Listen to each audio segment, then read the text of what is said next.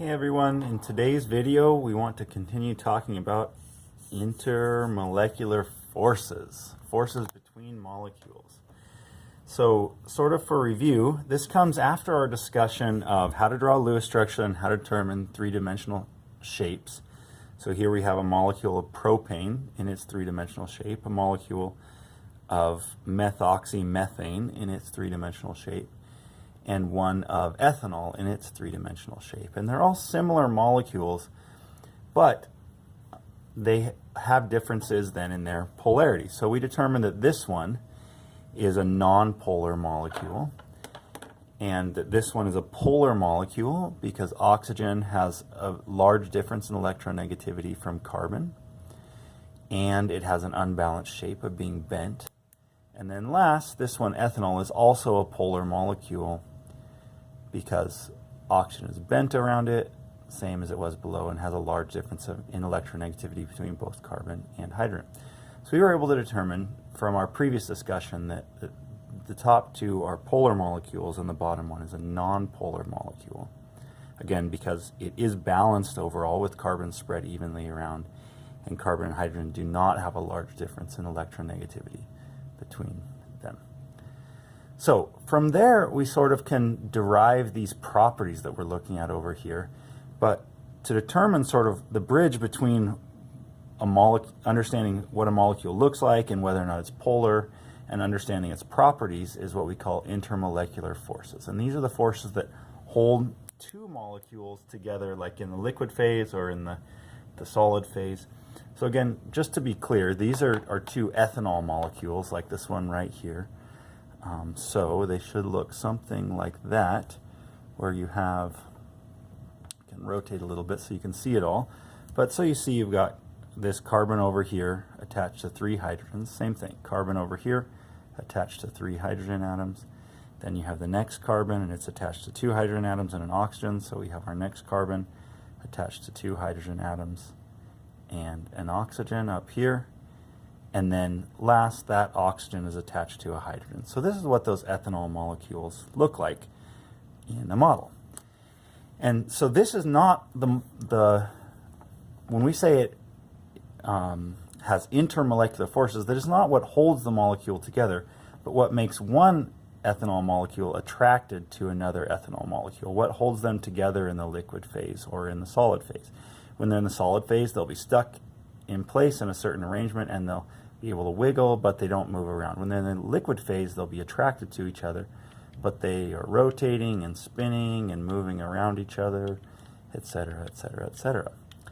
So since they're polar, they have a different attraction than other things. And let's review our attractive forces here. The first one is dispersion. Our dispersion force is an attractive force between molecules. So if it was just a balanced molecule like this, it would experience a slight attractive force between molecules simply because of the random motion of their electrons. The electrons can slightly move over to one side of the molecule temporarily, causing a temporary imbalance of charge and these temporary positive-negative attractions that are very, very weak and very temporary would take place between the molecules. Polar molecules, like ethanol, will build up negative charge on one side of a molecule and positive charge on the other. So in our case, oxygen is the more electronegative element, so it's going to be pulling electrons toward itself, developing negative charge out here in this region around the oxygen atom. And these regions around this hydrogen and this carbon are going to be positively charged. So the negative part of one molecule would be attracted to the positive parts of another molecule.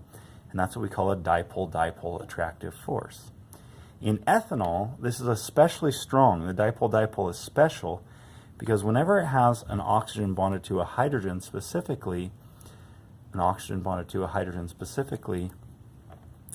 then that's an especially strong attraction because this oxygen is able to get very close to this hydrogen because of how strongly this oxygen is pulling its electrons away from that hydrogen.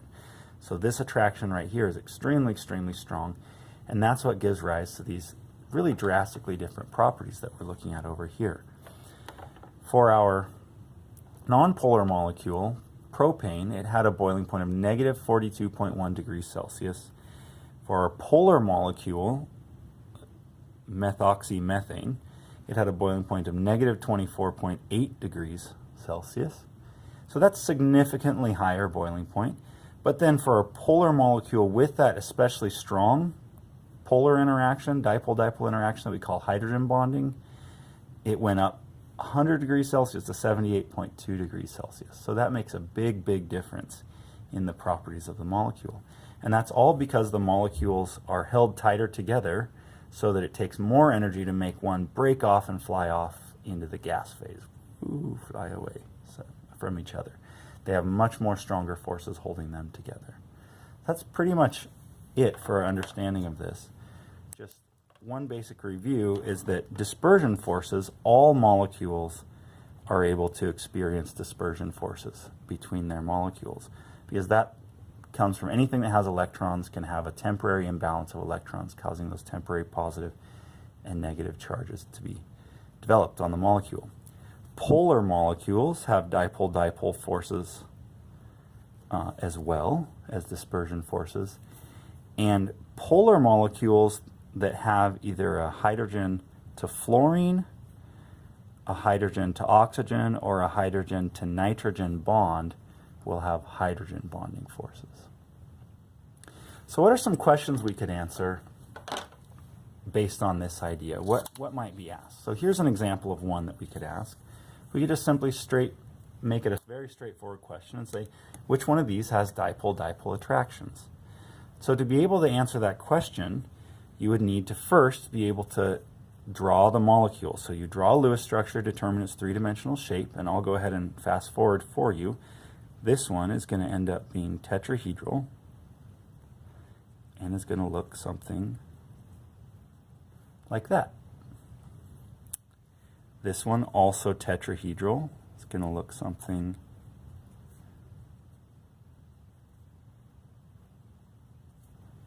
like that. This one then is going to be linear, and it's going to have sulfur separated like that. And I'll go ahead and draw the lone pairs on that just to show you where they're at. All right, so this is linear and linear.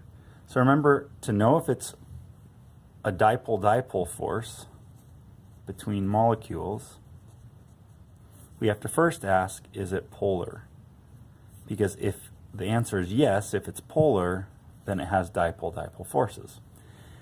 And again, to review, to answer whether it's polar, we have to just answer two questions. We have to answer yes to both. We have to say, does it have a difference in electronegativity between two elements of greater than 0.4? And does it have an unbalanced shape? Does it have an unbalanced shape?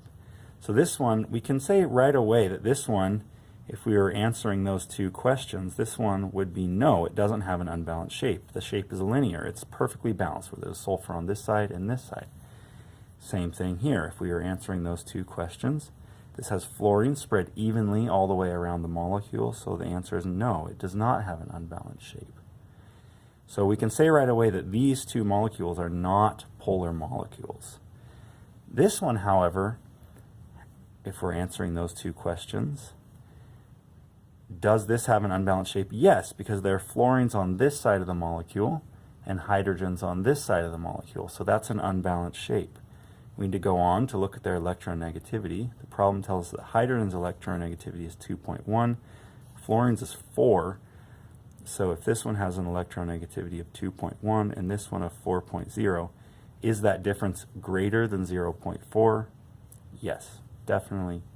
We have two yeses here, which makes this a polar molecule, which means this molecule has dipole-dipole forces. So the answer is only this one has dipole-dipole attractive forces. Let's try another one. What if the question asks us about their about their properties, really, not even directly about their intermolecular forces? One step further. This one says, which of the following is a liquid at room temperature? The other two are gases. So if you have three molecules here, molecule A is a gas, molecule B is a gas, and molecule C is a liquid, you can know something about them right away. Molecule C, the liquid at room temperature, has the stronger intermolecular forces, the stronger forces holding the molecules in the liquid phase. So what we're looking for here is which one of these has the strongest intermolecular forces. And remember, the strongest intermolecular force is called hydrogen bonding, then dipole, dipole, and then dispersion. So ideally, if we're looking for the strongest intermolecular force, we're looking for something here with hydrogen bonding. So for hydrogen bonding, remember that's something that's polar and has an HF, HN, or HO bond. And you can see right away, this one has carbon bonded to oxygen, so not that one. This one has carbon bonded to fluorine, so not that one. This one here, though, directly has hydrogen bonded to oxygen. It's a bent shape. Oxygen's electronegativity is 3.5, hydrogen's is 2.1. So that's a polar bond, an unbalanced shape, and an OH bond. So this is definitely it. This is hydrogen bonding, which have the strongest intermolecular forces, which means we have found our liquid, while the other two would be the gases that have weaker forces between their molecules. Now, it's interesting to note that these both are polar, so they both have dipole-dipole forces. This is polar as well. It has dipole-dipole forces. It's just that this one has the stronger version of dipole-dipole that we call hydrogen bonding, which makes its molecules held together tighter. They're a liquid at room temperature. That's it. Thanks for watching.